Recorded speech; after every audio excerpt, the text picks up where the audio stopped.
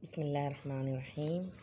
हम मुअन्नस की सीख रहे थे तादाद यानी वाहिद, तस्निया, और अब इंशाल्लाह हम जमा सीखेंगे। तो हमने देखा था कि वाहिद से मुसन्ना बनाने के लिए बिल्कुल सेम वही रूल है जो कि मुज़क्कर में रूल होता है। जिस तरीके से मुज़क्कर में मुस्लिमुन से मुस्लिमानी बनता है, आनी साउंड आखिर में आता है, बिल्कुल उसी तरीके से मुस्लिमतुन से मुस्लिमतानी बनता है, क्योंकि इसमें ज़ाहिर सी बात है मुअन्नस में आखिर में ता होती है गोल, तो वो ता का साउंड बीच में आएगा।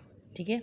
और फिर उसी तरीके से हमने हालत नसब और जर के लिए देखा कि आइनी का साउंड आता हैगा, तो मुस्लिमुन से मुस्लिमैनी बनता हैगा, तो मुस्लिमतुन से मुस्लिमतैनी बनता हैगा। तो ये हमने देख लिया कि किस तरीके से हालत रफ़ा में जिस तरीके से मुज़क्कर का चेंज होता हैगा वाहिद मुसन्ना में, उसी तरीके से हालत नसब में भी वही चेंजेस सेम आते हैं जो मुज़क्कर में होते हैं, वही मुअन्नस में भी आते हैं। और नसब और जर जो होती है दोनों की सेम होती हैं, यानी कि इनकी तीन हालतों में दो शेप्स होती हैं इनकी। अब हम इनकी जमा पढ़ेंगे, मुज़क्कर की मुअन्नस की जमा।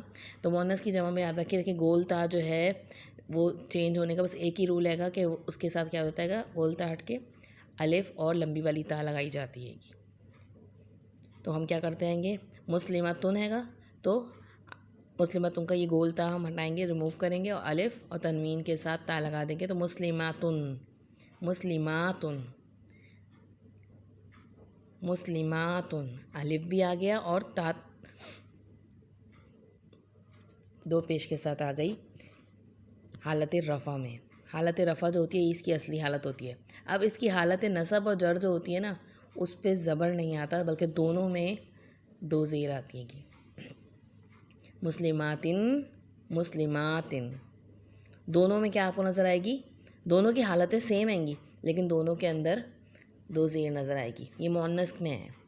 वैसे तो हमने देखा था कि जो अक्सर क्या नाम है नसब जो होती है उसमें ज़ेर नहीं आती, लेकिन हमने यहाँ पे देखा कि मुअन्नस का सीगा हैगा, इसमें दो ज़ेर आ रही हैंगी और दोनों में आ रही हैंगी। किस में भी आ रही है, नसब में भी आ रही है, जर में भी। नसब और जर इन दोनों की भी सेम है। तो इसकी जमा में जो हम रफ़ा की देखेंगे मुस्लिमातुन, और इसकी जो नस्बी हालत है उसमें हम देखें मुस्लिमातिन, और फिर जर्री हालत भी बिल्कुल सेम है, मुस्लिमातिन। तो आपको एक तो मैंने पहले भी बताया था कि जो ये लंबी वाली ता होती है कि इससे हमें पता चल जाता है कि ये जमा है।